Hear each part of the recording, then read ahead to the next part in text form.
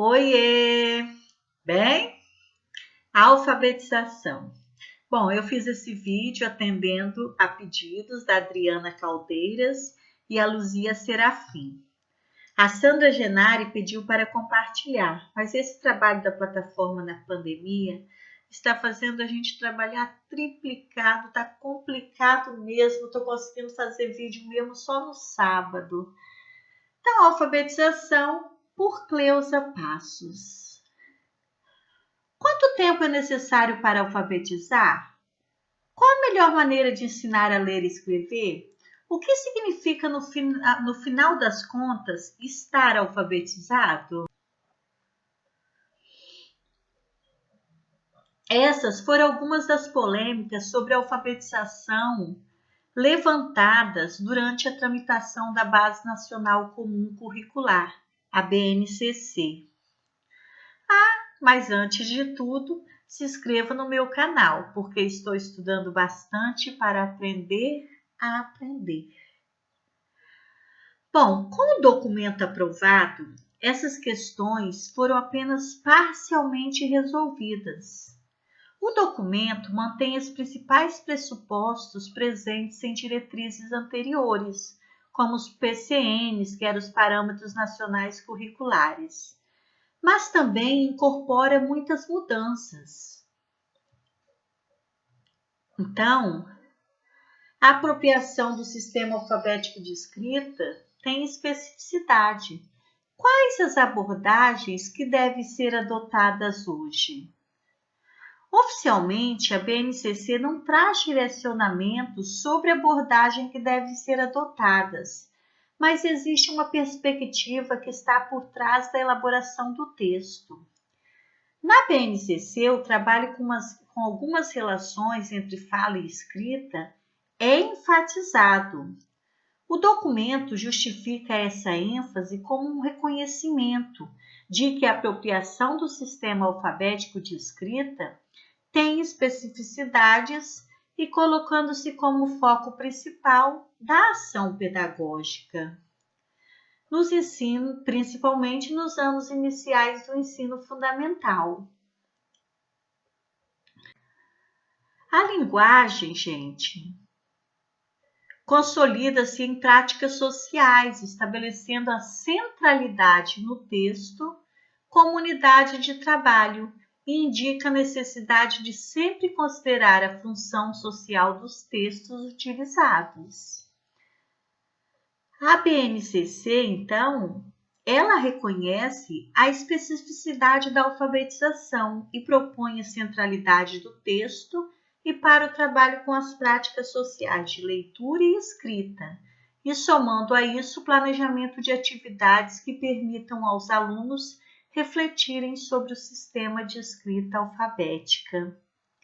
Então, durante a alfabetização, isso sinaliza para a importância de que os alunos trabalhem com textos reais e não exclusivamente criados para o trabalho escolar, igual antigamente a gente ouvia Ivo viu a uva, o bebê baba. Então, desde os parâmetros curriculares nacionais, a gente já não ouve mais falar nisso. O documento também aponta para uma continuidade de que é feito na educação infantil. Então, a BNCC, ela coloca também essa continuidade. Então, por isso que fala muito na transição da educação infantil para o primeiro aninho, deixando mais claro que há uma ponte entre os dois segmentos. É preciso compreender que ambos estão interligados, portanto, nos anos iniciais do fundamental, será possível intensificar e estruturar as experiências com a língua oral e escrita iniciada na educação infantil.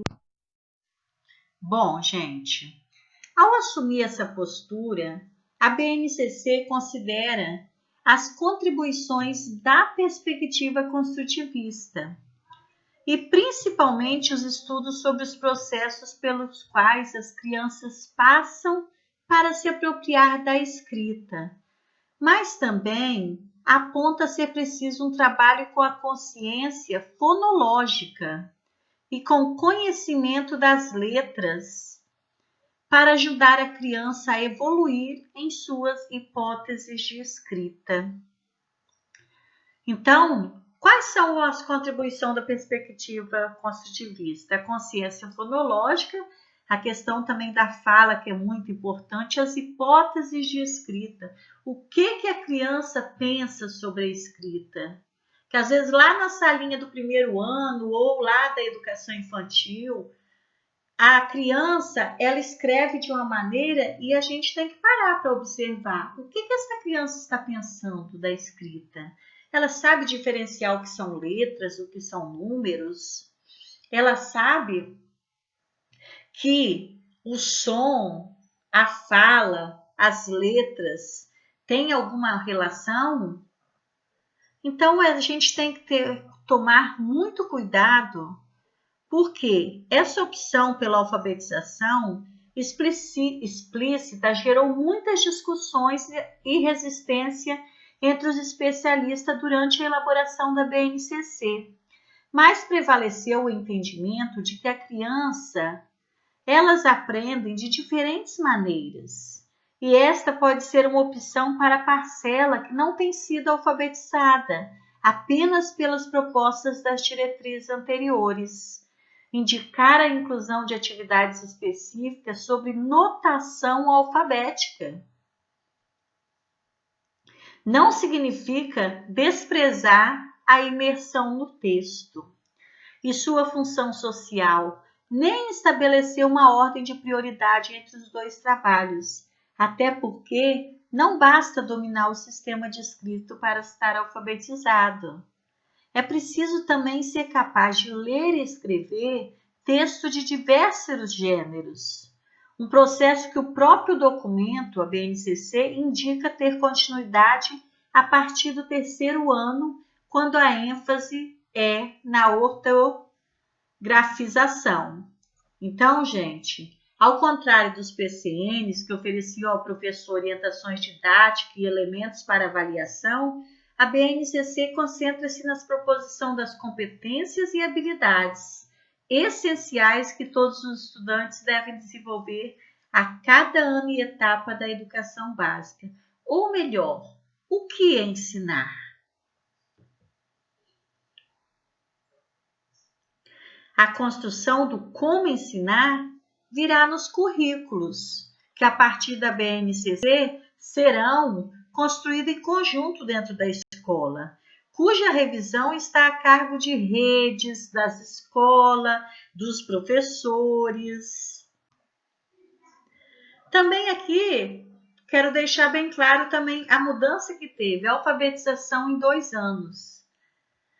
Então, gente, a Base Nacional Comum Curricular fala na alfabetização em 2 anos. E, então, primeiro e segundo ano, a alfabetização. E a partir do terceiro ano, vamos trabalhar a ortografização, a ortografia. Agora, quando a gente fala no Pacto Nacional pela Alfabetização na Idade Certa, a alfabetização era considerada em 3 anos, que era até o terceiro ano. Então, o Pacto Nacional pela Alfabetização na Idade Certa, que era o PNAEC, que é a diretriz anterior da BNCC, coloca como prazo limite o terceiro ano. Então, a partir do terceiro ano, o processo continua com mais foco na ortografia. E, hoje em dia, muitas redes de ensino municipais e estaduais já atuam nesse formato.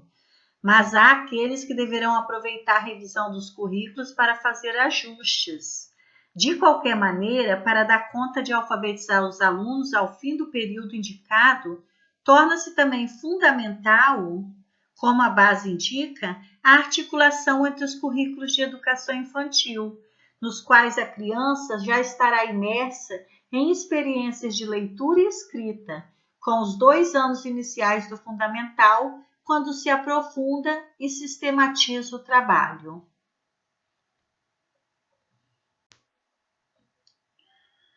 E assim, tanto na BNCC e nas diretrizes curriculares nacionais da educação infantil, os eixos estruturais da educação infantil são interagir e brincar. Então, na BNCC da educação infantil e nos DCNEs, os eixos estruturais da educação infantil são interagir e brincar. Não podemos esquecer disso. Mas na educação infantil e a BNCC, mesmo tendo os mesmos eixos estruturantes dos DCNEs, apresenta os direitos de aprendizagem, os campos de experiência e objetivos de aprendizagem e desenvolvimento. Então, no ensino fundamental, a estrutura se dá pelas áreas do conhecimento, objetivos específicos de cada componente curricular e as habilidades que o aluno deve desenvolver ao longo desta etapa. Pela BNCC, também temos os campos de atuação, que representam na organização do documento papel de eixo estruturante, tanto quanto as práticas de linguagem. A ideia de que as práticas de linguagem estão na vida social e devem ser levadas à escola em situações reais em que se fazem necessários os seus usos. Para os anos iniciais, são 4 campos: vida cotidiana, artístico-literário, práticas de estudo e pesquisa e vida pública.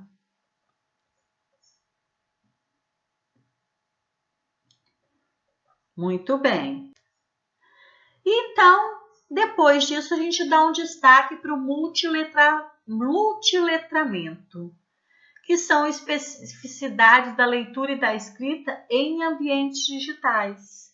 Nossa, agora com a plataforma, com essa pandemia, nós estamos vendo o que acontece. O que é esse multiletramento? Então, gente, a ampliação no uso da tecnologia alterou as práticas de linguagem na sociedade atual. A BNCC reflete isso ao dar ênfase ao ensino das especificidades da leitura e da escrita em ambientes digitais, entre outros. Então, nós temos os gêneros clássicos: conto, crônica, entrevista, notícia, tirinha, receita, etc. Esses são os gêneros clássicos, estão presentes no documento. Mas, além deste, gente, abriu espaço também para novos gêneros, que são chats, tweets, posts, designs, etc. Então, esses novos gêneros. Depois, nós temos os textos multissemióticos e os multimediáticos, que consideram além do escrito. Então, nós temos imagens estáticas, fotos, pinturas, ilustrações, infográficos, desenho ou em movimento, que são vídeos, filmes, E também temos o som, que são os áudios, música, componentes que também atribuem significado à mensagem. Para os anos iniciais, na alfabetização, cabe ao professor contribuir para a construção desse multiletramento e qualificar as produções e a utilização das ferramentas digitais, considerando também os aspectos éticos, estéticos e políticos, que não podemos deixar de maneira nenhuma de fora. Mas, enfim, então, para todo o ensino fundamental, a Base Nacional Comum Curricular defende que o texto, escrito, oral ou multimídia, seja o elemento central do trabalho.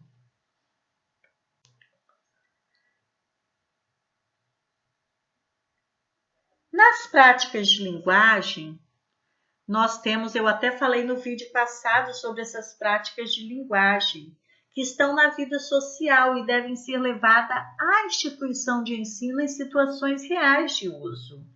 Essas situações podem ocorrer de maneira espontânea ou por meio de enredos e simulações que espelhem o real.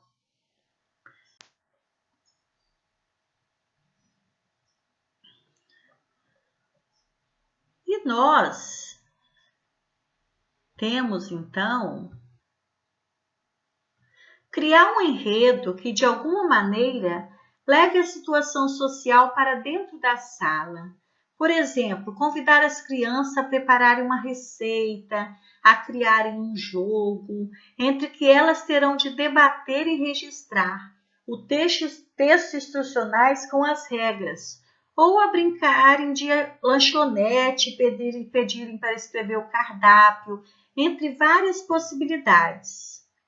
O importante é que o professor selecione gêneros para a oralidade e a escrita que proporcione aos alunos experiências diversificadas nos 4 campos. E quais são esses campos de atuação que são definidos pela BNCC? Bom, gente, é a vida cotidiana, artístico-literário, estudo e pesquisa, vida pública. A vida cotidiana refere-se à participação em situações de leitura e escrita em que o contexto são atividades vivenciadas no dia a dia das crianças, nos ambientes doméstico e escolar. Os gêneros, gente, nos anos iniciais são mais simples e podem incluir lista de chamada, de ingredientes, de compras, alguns bilhetes, convites, cartas, regras de jogos e brincadeiras, receitas, instruções de montagem. E vocês já repararam que às vezes a gente perde tanto tempo na hora do planejamento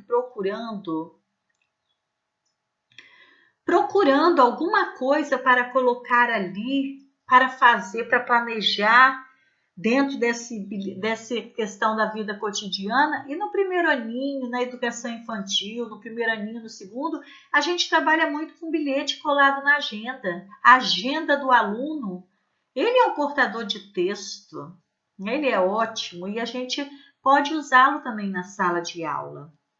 O artístico literário é relativo a situações de leitura, fruição e produção de textos literários e artísticos. Quais são esses, gente? Nós temos, por exemplo, os contos, poemas e outros textos em verso. Temos poemas visuais, tirinhas, quadrinhos, fábulas. Também temos outros, é claro.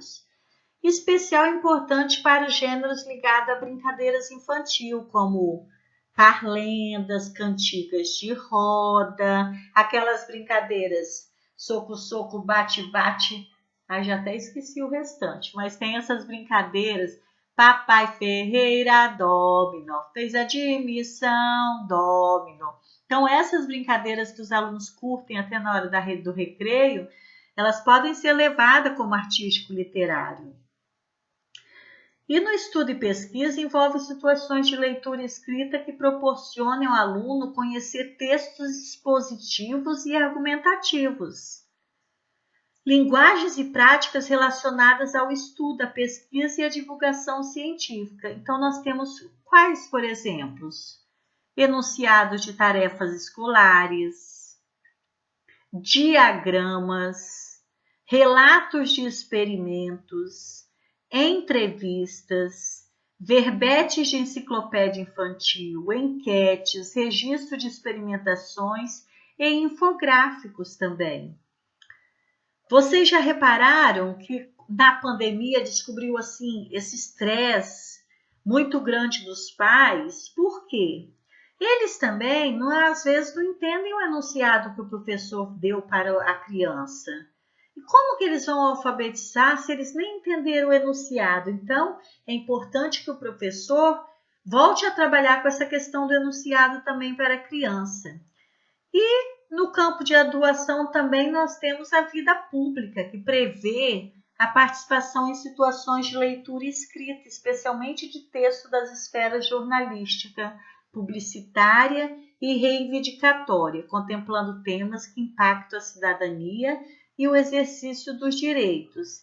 Então, nós temos fotos, legendas, manchetes, slides em notícias, álbuns de foto digital noticioso, slogans, anúncios publicitários e textos de campanhas de conscientização destinada ao público infantil, cartazes informativos, avisos, folhetos, regulamento que organiza a vida da comunidade escolar, comentários em sites para crianças, né? É claro, né, gente?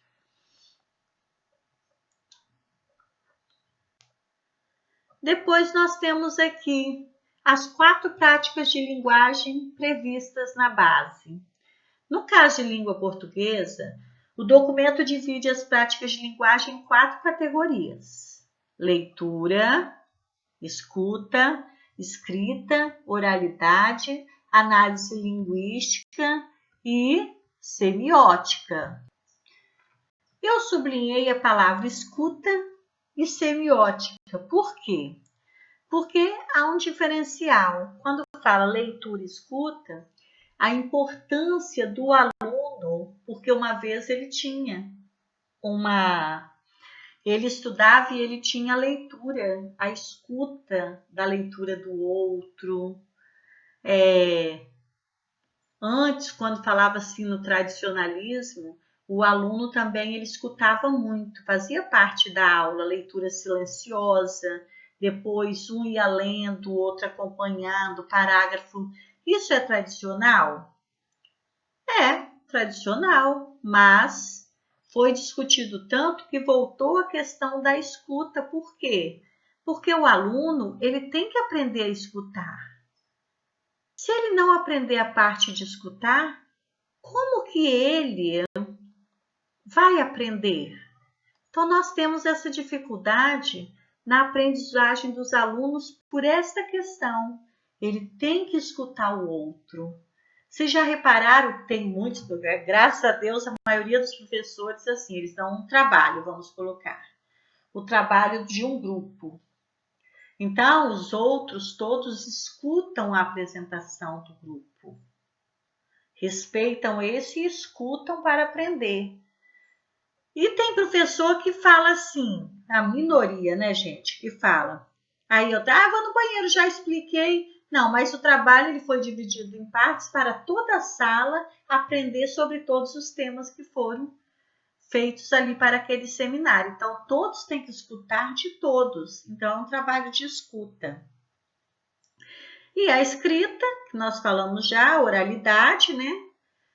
E a semiótica que eu sublinhei. Que a semiótica entra, gente, para esse estudo do processo do signo e do significado da comunicação. Então, a palavra, no ser dada ali nos anos iniciais na alfabetização, só para ele aprender a ler e escrever. Ele entender que aquela palavra tem um significado. E essa significação, ela é importante para a comunicação. E para ajudar você a compreender o que significa na prática, trabalhar cada uma desses tópicos, né? Dessas categorias. Então, gente, para a gente entender um pouquinho melhor, porque lá nos parâmetros curriculares, os PCNs, nós tínhamos quais questões? Nos parâmetros curriculares nacionais e alfabetização. Nos parâmetros curriculares nacionais, a alfabetização estava na centralidade do texto e no uso significativo da linguagem, definindo como conteúdo as práticas de leitura, produção de escritos, oralidade e análise linguística. Na BNCC, a linguagem é uma forma de ação interindividual orientada para uma finalidade específica. Então, gente, a partir da década de 1990, quando o letramento passou a fazer parte do cotidiano escolar, a alfabetização foi deixada um pouco de lado, dando prioridade em grande parte ao letramento, ou seja, deixou-se um pouco de lado o trabalho com a relação letra-som e suas convenções e priorizou os conteúdos com diferentes gêneros textuais. A BNCC também esclareceu que na alfabetização há um reconhecimento de que há especificidades na apropriação das características do sistema de escrita e que durante a determinado tempo da escolaridade e alfabetização deve ser foco do trabalho. Então, é possível alfabetizar letrando. E qual a diferença entre alfabetização e letramento? Bom, gente, como posto, a alfabetização é o processo de aprendizagem da leitura e da escrita. E o letramento é o desenvolvimento do uso competente da leitura e escrita nas práticas sociais. Mas, nossa, ficou simples isso, né? E aí você leu aqui, qual você achou mais importante? A alfabetização ou o letramento? E aí que por muito tempo ficou, até chegar a BNCC na versão final, ficou-se essa. Então, o que mudou entre os PCNs e a BNCC na língua portuguesa? Então, nós tínhamos os parâmetros e agora nós temos a base. Então, quando a gente fala em língua portuguesa, é porque desde a educação infantil até agora na base. Então, eu fiz um apanhado, gente, um apanhado geral para a gente poder ter um entendimento maior. Então, nós temos quais eixos? Leitura escrita, gramática, análise linguística e semiótica e a oralidade. Eu mudei um pouco a ordem, mas não tem problema não. No eixo leitura, gente, os PCNs, os textos eram considerados em um contexto. Não podia ser igual era no tradicionalismo lá. O bebê baba, a babá bobeou e o bebê boiou. Então, não tinha nada a ver, né? Não tinha um contexto. Era só a letra B e pronto. Então, nos PCN já mudou. O texto era considerado em um contexto. Agora, já na BNCC, nós temos a escuta ativa. As habilidades de leitura...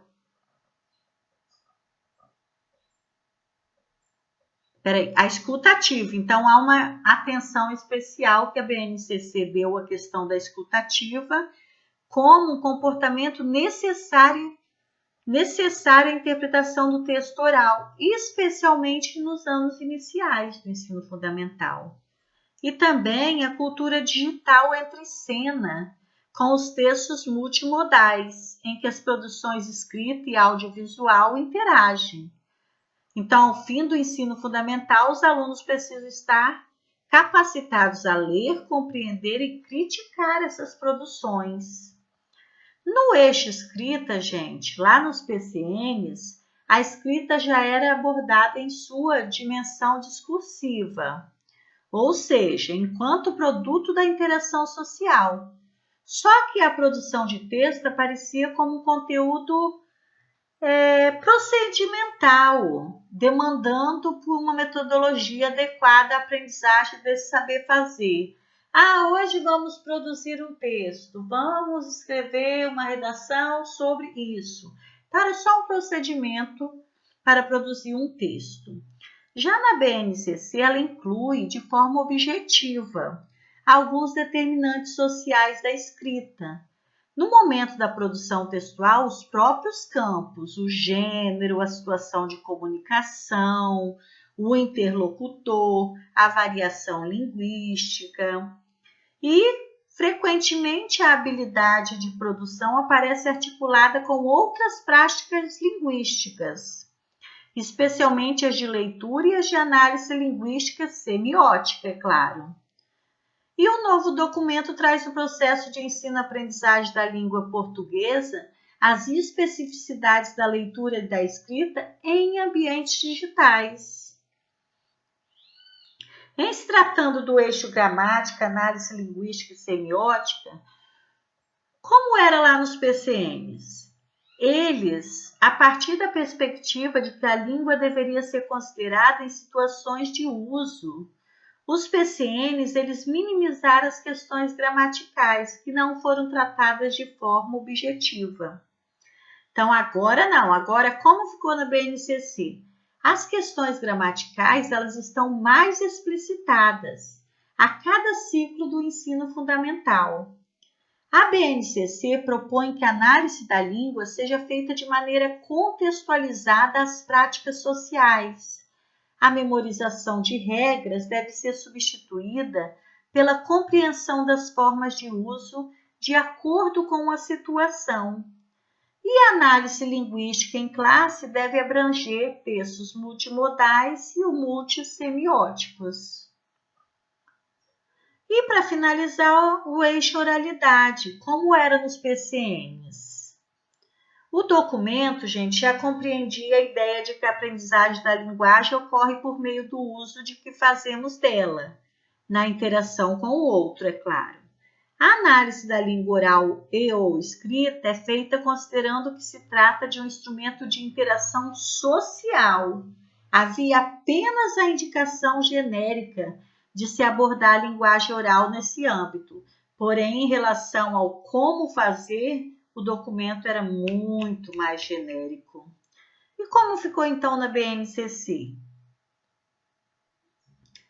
A capacidade de se produzir discursos, orais ou escritos, adequados às situações, é tomada na BNCC como um fundamento pedagógico, tendo em vista a necessidade de formar usuários competentes da língua.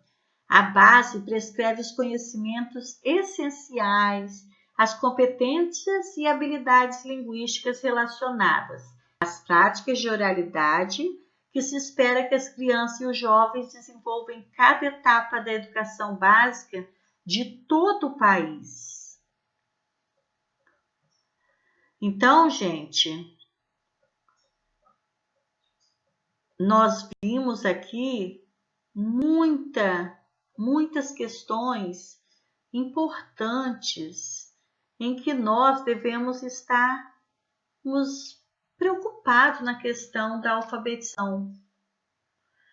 E, para mim, hoje eu coloquei para vocês, tive que parar por aqui porque a base ela envolve muito, né? Você tem que voltar lá para os parâmetros para entender. Mas eu acredito que você já conseguiu entender bastante. Então, foi uma satisfação. Qualquer dúvida, escreva nos comentários. Se gostou, dê um like. E se não gostou, dê um dislike. E sorria, a felicidade fica linda em você. Satisfação em te ajudar e me ajudar a aprender mais. Obrigada, até o próximo.